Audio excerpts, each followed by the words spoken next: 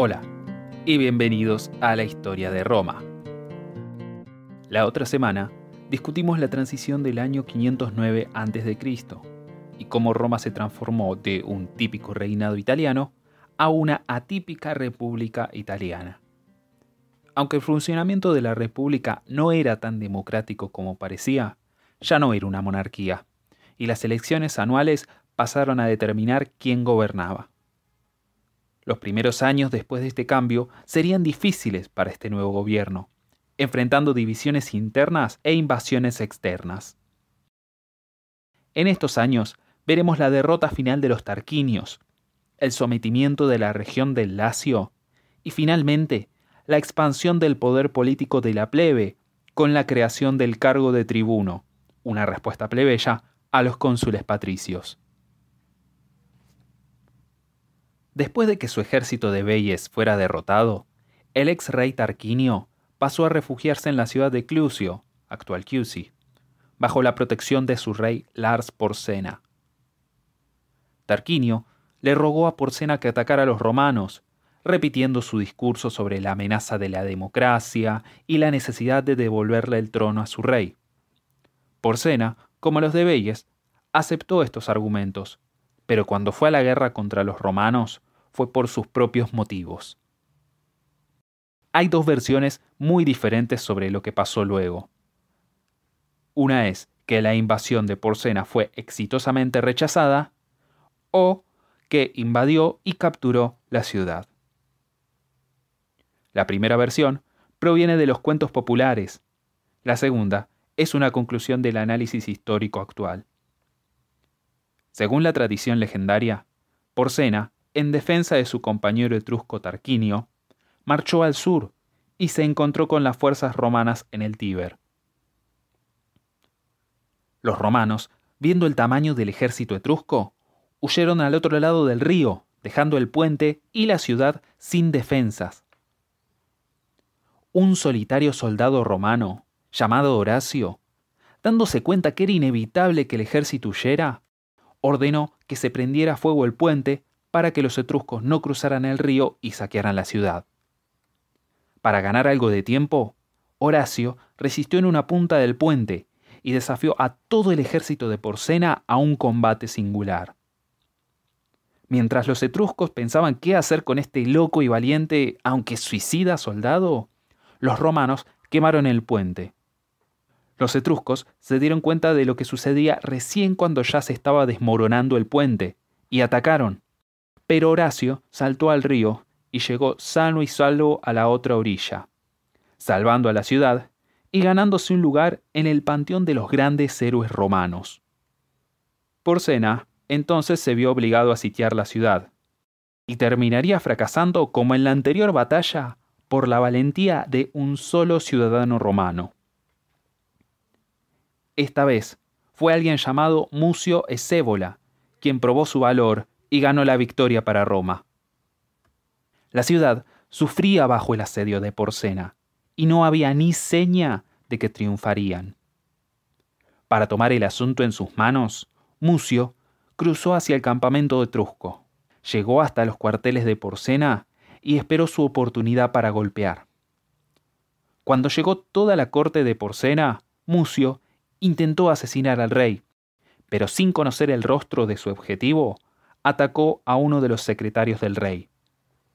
Mucio fue capturado y llevado ante el rey. Lo que pasó luego es parte de las grandes leyendas romanas y una auténtica moraleja para inspirar a generación tras generación de ciudadanos. Mucio dijo al rey que los romanos declararon la guerra no al pueblo de Clusio, sino a Porsena personalmente, y que él mismo era solo el primero de una larga lista de asesinos que no pararían de atacar hasta que muriera. El rey, muy perturbado, ordenó que lo quemaran vivo, pero la reacción de Mucio terminó perturbándolo aún más. El romano metió su mano derecha en el fuego sin dudar, dejando que ésta ardiera hasta las cenizas.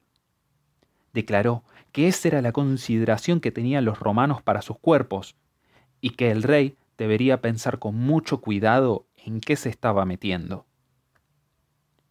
Porcena estaba tan impresionado como asustado. Liberó a Mucio, felicitándolo por su valentía, y deseando no vivir bajo la amenaza de un montón de psicópatas asesinos ultrapatrióticos, terminó negociando con Publicola las paces con Roma y levantó el asedio sin haber tomado la ciudad. Este es el mito oficial. Otras fuentes no romanas cuentan una historia diferente, digamos un tanto más realista. En esta versión, Porcena logra tomar la ciudad en los turbulentos años luego de la fundación de la República e instaura un gobierno títere. Este es un resultado más razonable, ya que los etruscos de Clusio eran más fuertes y estaban mucho mejor equipados que los romanos en esta época, y la resistencia a lo sumo hubiera sido inútil. La razón por la que Porcena, que fue una figura histórica real, invadió Roma es otra línea que separa los hechos de las leyendas. Este melodrama de la solidaridad etrusca con Tarquinio es tan ficticio como la supuesta valentía de individuos romanos. Las rebeliones y luchas en Italia alrededor del 500 a.C. resultaron en el desencuentro entre Etruria y sus socios comerciales griegos que estaban al sur. Para ser claros, los comerciantes etruscos se encontraron con el obstáculo de los volscos, una tribu de las colinas del centro de Italia que había ocupado las llanuras que se encontraban al sur de Roma y que separaban a Etruria de la Magna Grecia hacia el sur. La conquista de Roma por Porcena era solo un paso más para asegurar las vías comerciales hacia el sur. En contradicción con el relato de que luchó por la causa de Tarquinio, Porcena dejó a su hijo a cargo de los asuntos del Latium luego de derrotar a Roma. Pero su hijo fue derrotado por un ejército de pueblos latinos y se tuvo que retirar al norte, inadvertidamente asegurando la libertad de ciudades como Roma. Las comunidades latinas salieron fortalecidas de esta lucha, y los romanos, por su lado, tuvieron que aprender a ser más humildes. Esto preparó la futura confrontación por el centro de Italia, que llevaría a que Roma volviera a surgir como la fuerza dominante en el Lacio por los próximos 150 años. Los latinos habían sufrido bajo el dominio romano de los reyes tarquinios, y tomaron la oportunidad de una Roma debilitada para redibujar el mapa político. Desorganizados por la invasión de Porcena y una falta de unidad política, los romanos parecían un blanco fácil para estos latinos. Pero, como vamos a ver, subestimar la fuerza de Roma sería un error común para todos sus enemigos. Una alianza de comunidades latinas rompió relaciones con Roma e inició un conflicto armado. Pensaron que dominarían a los romanos, pero en vez de ello, volvieron a ser sometidos. La batalla decisiva de esta guerra se libró cerca del lago Regilio, al sureste de Roma. Y aunque los detalles de la lucha no son muy importantes, la batalla del lago Regilio se destaca por dos motivos. Primero, como mencioné, fue el final de la resistencia de los latinos contra los romanos por el siguiente siglo y medio, hasta que nuevamente, entrenzados en una larga guerra con los samnitas, volverían a intentar rebelarse en contra de una Roma que veían vulnerable. En segundo lugar, esta batalla fue la primera vez que un dictador encabezó a un ejército romano. Es muy extraño encontrar el cargo de dictador en la constitución de una república, pero los romanos sentían que en emergencias extraordinarias hacían falta soluciones extraordinarias, y los dictadores fueron asignados en tiempos de esta clase de emergencias extraordinarias. Básicamente, un dictador era fijado cuando había que acortar todos los trámites y burocracias, y necesitaban que un hombre tome acciones decisivas inmediatamente, sin quejas, sin apelaciones, sin discusiones. Según la ley, se podía asignar un dictador por un periodo de 6 meses, al final del cual tenía que renunciar y el poder volvía a los cónsules. Al principio de su periodo también se asignaba un vicedictador, al que se llamaba Magister Equitum, maestro de la caballería. Este no tenía que responder a nadie salvo al mismísimo dictador. Para los romanos, La lucha con los latinos fue una situación tan extrema que tuvieron que usar esta solución excepcional por primera vez para llevar al ejército en contra de una amenaza externa. Aunque, técnicamente, el primer dictador fue un hombre llamado Tito Larcio, que había servido 2 años antes para calmar unas luchas internas, aunque me parece que este evento es más bien un dato trivial. A diferencia de esto, la designación de Aulo Postumio fue un punto de ebullición en la historia romana.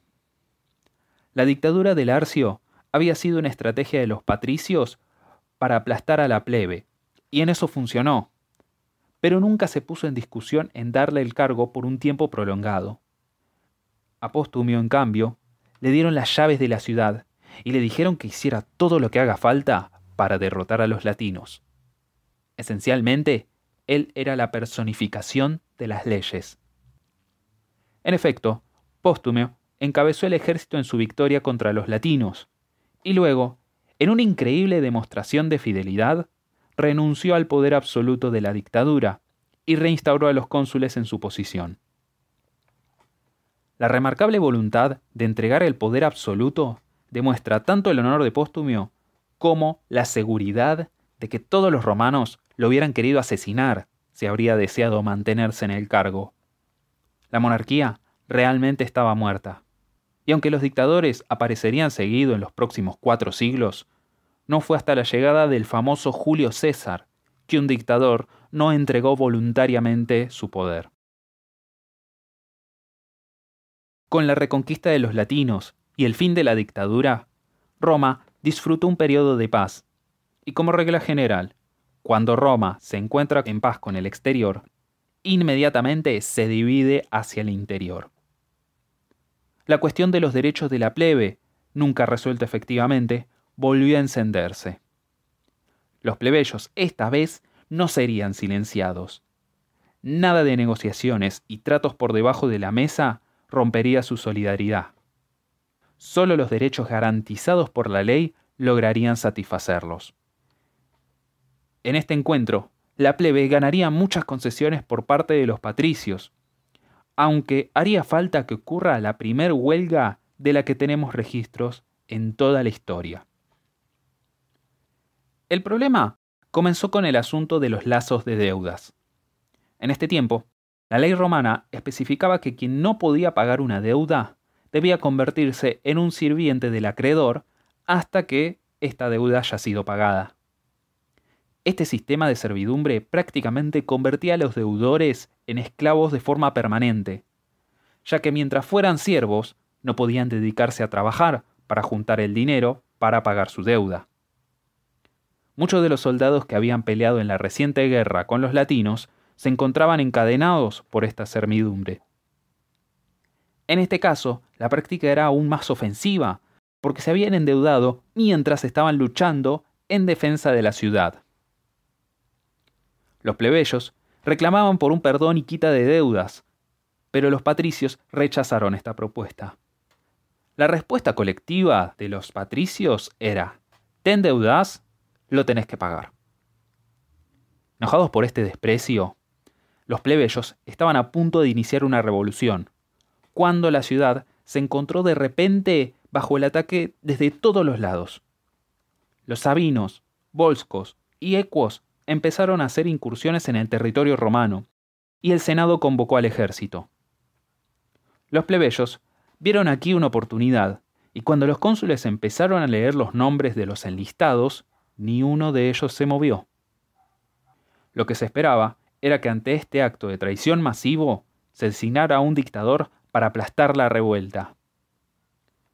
Pero en un sorprendente acto de moderación y sabiduría, se asignó al hermano de Publio Publicola, Manio Valerio, a quien la plebe amaba. Valerio rogó a los hombres que cumplieran con su deber y prometió que una vez que terminara el conflicto, la prioridad sería resolver el tema de las deudas. Convencidos por Valerio, las legiones se formaron, y cada una de estas 3 amenazas foráneas fueron derrotadas. Las legiones volvieron a Roma, pero en la ciudad Valerio no pudo cumplir su promesa. Los senadores patricios impidieron sus intentos de concretar la quita de deudas, y Valerio terminó renunciando al cargo, dejando al Senado para que resolviera los problemas sociales causados por sus decisiones. Los legionarios estaban enfurecidos por esta traición y tomaron un paso extraordinario que se conocería en la historia como la separación de la plebe.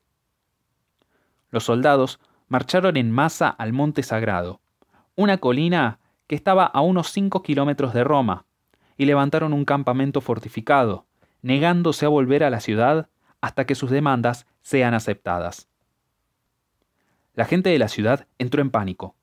Los plebeyos que quedaban temían que los patricios se desquitaran con ellos, y los patricios temían que los lincharan, ya que el ejército no estaba para mantener el orden. Pero los que más temían todos era una invasión externa. Si se llegaba a saber que el ejército había abandonado Roma, la ciudad podría ser blanco hasta de la amenaza más pequeña.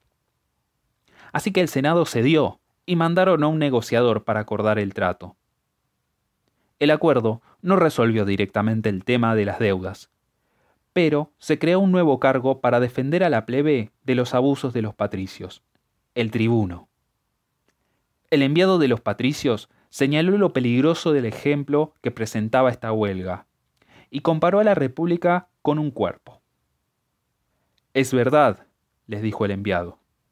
«La cabeza, los pies, la boca pueden unir sus fuerzas y dejar de trabajar para el perezoso estómago, que solo está ahí, inmóvil, recibiendo el alimento por el que el resto trabaja tanto.